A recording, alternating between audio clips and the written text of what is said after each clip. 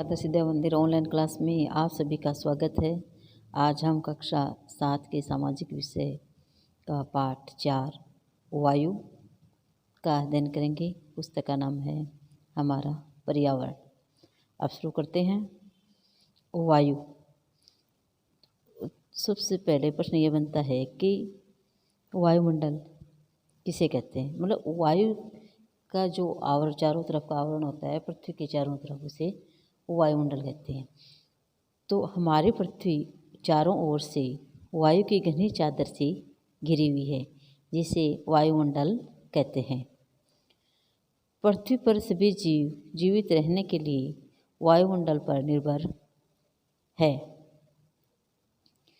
कि पृथ्वी पर सभी जीव जीवित रहने के लिए वायुमंडल पर निर्भर है। कि यह हमें सांस लेने के लिए वायु प्रदान करता है तथा सूर्य की किरणों के हानिकारक प्रभाव से हमारी रक्षा करता है।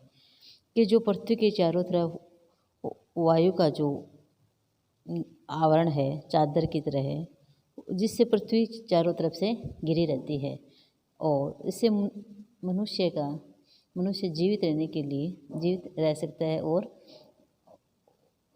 उसका जीवन वायुमंडल पर ही निर्भर है। और सूर्य की जो हानिकारक किरणें आने से भी के प्रभाव से, सूर्य की जो हानिकारक किरणें हैं उनके प्रभाव से हमारे जो उनका असर होता है खराब हानिकारक किरणों का, तो उनसे हमारी इस वायुमंडल से हमारी रक्षा होती है। और सुरक्षा की यह चादर न हो तो हम दिन के समय सूर्य की गर्मी से तप्त होकर जल सकते हैं और रात के समय ठंड से जम सकते हैं। यदि पृथ्वी के चारों तरफ यह वायु का आवरण या वायुमंडल न हो तो सूर्य की गर्मी से तप्त होकर हम जल सकते हैं और रात के समय ठंड से हम जम सकते हैं। अतः यह वह वायु राशि है जिसने पृथ्वी के तापमान को रहने योग्य बनाया है। अब हम आगे चलें। वायुमंडल का संगठन। वायुमंडल का संगठन। तो वायुमंडल का संगठन में क्या है कि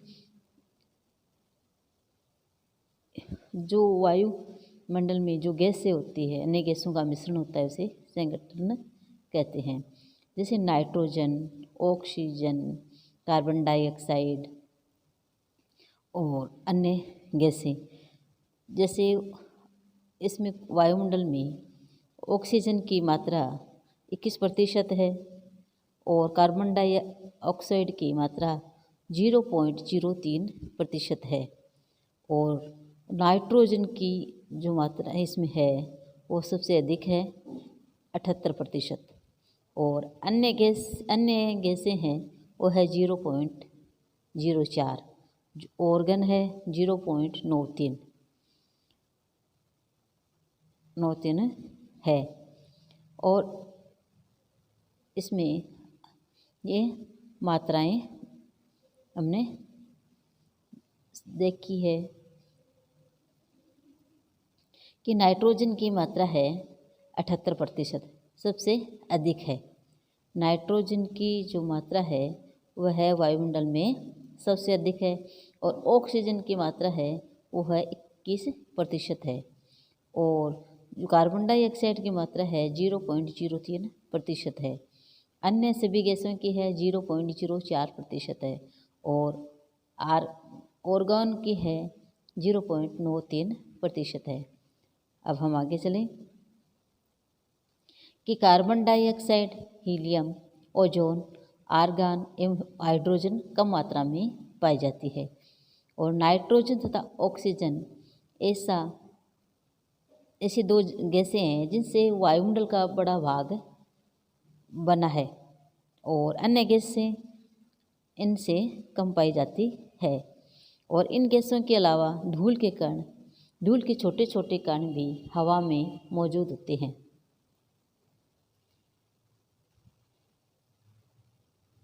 अब है नाइट्रोजन वायु में सर्वाधिक पाई जाने वाली गैस है और जब हम सांस लेते हैं तब फेफड़ों में कुछ नाइट्रोजन भी ले जाते हैं और फिर उसे बाहर निकाल देते हैं। परंतु पौधों को अपने जीवन के लिए नाइट्रोजन की आवश्यकता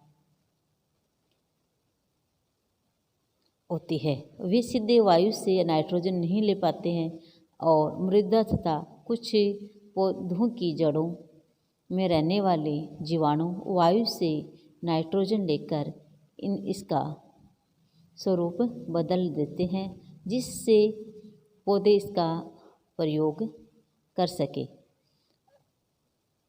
अब है कि जो कार्बन डाइऑक्साइड गैस है उसके बारे में हम थोड़ा जानें कि कार्बन डाइऑक्साइड वायुमंडल में फैलकर पृथ्वी से विकिरित ऊष्मा को पृथ्वी पर रोककर ग्रीन हाउस प्रभाव पैदा करती है। इसलिए इसे ग्रीन हाउस गैस भी कहते हैं। जो कार्बन डाइऑक्साइड गैस है वो वायुमंडल में फैलकर पृथ्वी से विकिरित ऊष्मा को पृथ्वी पर रोककर ग्रीन हाउस पैदा करती है, इसलिए इसे ग्रीन हाउस गैस भी कहते हैं। और इसके अभाव में धरती इतनी ठंडी हो जाती है कि इस पर रहना असंभव होता है। किंतु जब कारखानों एवं कार के धुएं से वायुमंडल में इसका स्तर बढ़ता है तथा इस ऊष्मा के द्वारा पृथ्वी का तापमान बढ़ता है और भूमंडलीय तापमान कहते हैं, उसे क्या कहते हैं, भूमंडलीय तापमान कहते हैं। जो कि कारखानों एवं कार के धुएं से जो वायुमंडल में इसका स्तर बढ़ता है तो इस ऊष्मा के द्वारा पृथ्वी का तापमान बढ़ता है और पृथ्वी के इस तापमान को हम भूमंडलीय तापमान कहते हैं। और तापमान में इस वृद्धि के कारण पृथ्वी के सबसे ठंडे प्रदेश में जमी हुई बर्फ पिघलती है और जिसके परिणाम स्वरूप समुद्र के जल स्तर में वृद्धि होती है और जिससे तटीय क्षेत्रों में बाढ़ आ जाती है और दीर्घ अवधि में इसके कारण जलवायु में अत्यधिक परिवर्तन हो सकता है, जिसके फलस्वरूप कुछ पौधे एवं पशु लुप्त हो सकते हैं। कि इसमें यह बताया है कि पृथ्वी के सबसे ठंडे प्रदेश में जो जमी हुई बर्फ पिघलती है कि जब भूमंडलीय तापमान बढ़ता है तो और ठंडे प्रदेश में जमी हुई बर्फ पिघलती है, जिसके परिणाम स्वरूप समुद्र के जल स्तर में वृद्धि होती है और बर्फ पिघलने से समुद्र के जल स्तर में वृद्धि होती है, जिससे तटीय क्षेत्रों में बाढ़ आ जाती है और लंबी अवधि में इसके कारण जलवायु में अत्यधिक परिवर्तन हो सकता है, जिसके फलस्वरूप कुछ पौधे और पशु लुप्त हो सकते हैं। अब हम आगे चलें कि वे सीधे वायु से नाइट्रोजन नहीं ले पाते हैं। पेड़ पौधे होते हैं वे सीधे वायु से नाइट्रोजन नहीं ले पाते हैं और वे मृदा तथा कुछ पौधों के जड़ों में रहने वाले जो जीवाणु होते हैं उनसे वायु से नाइट्रोजन लेकर इसका स्वरूप बदल देते हैं और जिससे पौधे इसका प्रयोग कर सके। कि पेड़ पौधे सीधे नाइट्रोजन नहीं ले सकते हैं और वे मृदा तथा कुछ पौधों की जड़ों में जो जीवाणु रहते हैं उनसे वो नाइट्रोजन लेकर इसका स्वरूप बदल देते हैं और जिससे पौधे इसका प्रयोग कर सके। ऑक्सीजन वायु में प्रचुरता से मिलने वाली दूसरी गैस है और मनुष्य तथा वायु सांस लेने में वायु से ऑक्सीजन प्राप्त करते हैं और हरे पादप प्रकाश संश्लेषण द्वारा ऑक्सीजन उत्पन्न करते हैं। इस प्रकार वायु में ऑक्सीजन की मात्रा समान बनी रहती है।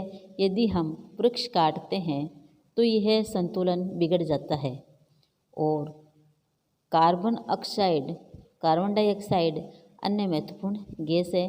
हरे पादप अपने भोजन के रूप में कार्बन डाइऑक्साइड का प्रयोग करते हैं और ऑक्सीजन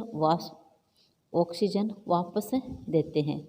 मनुष्य और पशु कार्बन डाइऑक्साइड बाहर निकालते हैं और मनुष्य तथा पशुओं द्वारा बाहर छोड़ी जाने वाली जो कार्बन डाइऑक्साइड की मात्रा है वो पादपों द्वारा प्रयोग की जाने वाली गैस के बराबर होती है, जिससे यह संतुलन बना रहता है। परंतु यह संतुलन कोयला तथा खनिज तेल आदि ईंधनों के जलाने से गड़बड़ा जाता है और वे वायुमंडल में प्रतिवर्ष करोड़ों टन कार्बन डाइऑक्साइड की बढ़ोतरी करते हैं और परिणाम स्वरूप कार्बन डाइऑक्साइड का बढ़ा हुआ आयतन पृथ्वी पर मौसम तथा जलवायु को प्रभावित करता है। इस पैराग्राफ में यह बताया है कि जब मनुष्य और पशुओं द्वारा छोड़ी जाने वाली कार्बन डाइऑक्साइड की मात्रा को पादपों द्वारा प्रयोग की जाने वाली गैस के बराबर होती है, जिससे यह संतुलन बना रहता है। लेकिन जो कोयला तथा खनिज तेल आदि ईंधनों के जलाने से जो कार्बन डाइऑक्साइड बाहर निकलती है करोड़ों टन में प्रतिवर्ष, तो उससे परिणाम स्वरूप क्या होता है कि कार्बन डाइऑक्साइड का आयतन बढ़ जाता है और पृथ्वी पर मौसम तथा जलवायु को प्रभावित करता है। अब आगे चलें। अब है वायुमंडल की संरचना कि हमारा वायुमंडल 5 परतों में विभाजित है, जो पृथ्वी की सतह से आरंभ होती है। पहली परत है क्षोभमंडल और दूसरी परत है समताप मंडल और तीसरी है मध्यमंडल और चौथी है बाह्य वायुमंडल और पांचवी है बहिर्मंडल। ये 5 मंडल वायुमंडल की 5 परत है जो वायुमंडल को विभाजित करती है। अब है सबसे पहले है क्षोभमंडल। अब हम क्षोभमंडल पढ़ें कि यह परत वायुमंडल की सबसे महत्वपूर्ण परत है और इसकी औसत ऊंचाई 13 किलोमीटर है। हम इसी मंडल में मौजूद वायु में सांस लेते हैं और मौसम की लगभग सभी घटनाएं जैसे वर्षा, कोहरा एवं ओलावर्षण इसी परत के अंदर होती है।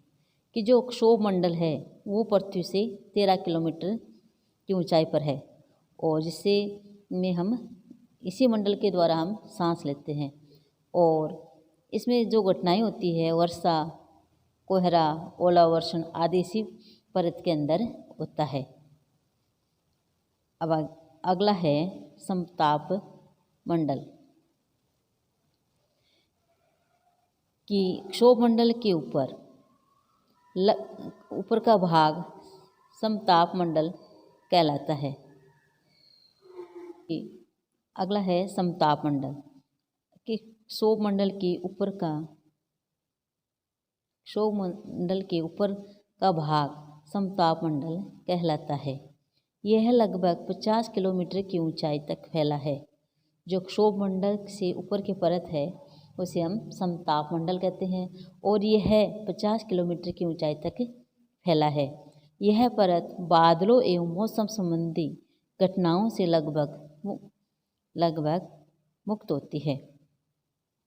कि इस परत में बादलों और मौसम संबंधी घटनाएं कुछ भी नहीं होती है, यह इनसे मुक्त होता है और इसके फलस्वरूप यहाँ की परिस्थिति हवाई जहाज उड़ाने के लिए आदर्श होती है। कि इस समताप मंडल में कि मौसम का प्रभाव नहीं होता है और बादलों संबंधी मौसम संबंधी घटनाएं नहीं होती है, इनसे यह मुक्त होता है और यह हवाई जहाज उड़ाने के लिए आदर्श होती है ये परत। और समताप मंडल की एक महत्वपूर्ण विशेषता यह है कि इसमें ओजोन गैस की परत होती है, कि इसमें ओजोन गैस की परत होती है और यह परत सूर्य से आने वाली हानिकारक गैसों से हमारी रक्षा करती है। कि समताप मंडल की एक महत्वपूर्ण विशेषता यह है कि इसमें ओजोन गैस की परत होती है और यह परत सूर्य से आने वाले हानिकारक गैसों से या हानिकारक किरणों से हमारी रक्षा करती है। अब अगला मंडल है मध्यमंडल। यह वायुमंडल की तीसरी परत है। यह वायुमंडल की तीसरी परत है।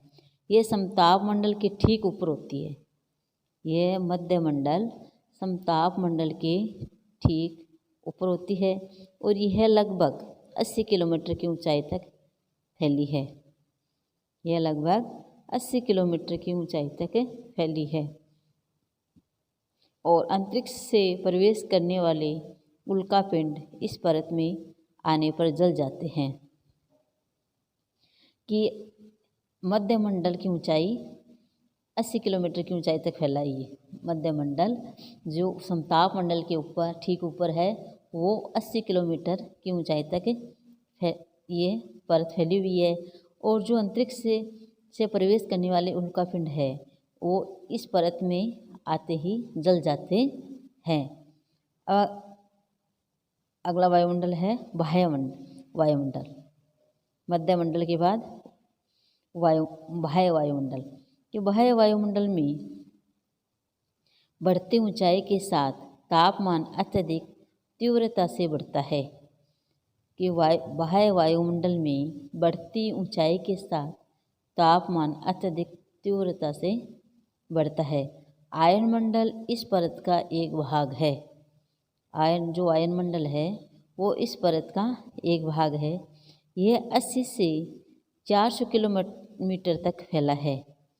यह है बाह्य वायुमंडल 80 किलोमीटर से 400 किलोमीटर तक फैला है और रेडियो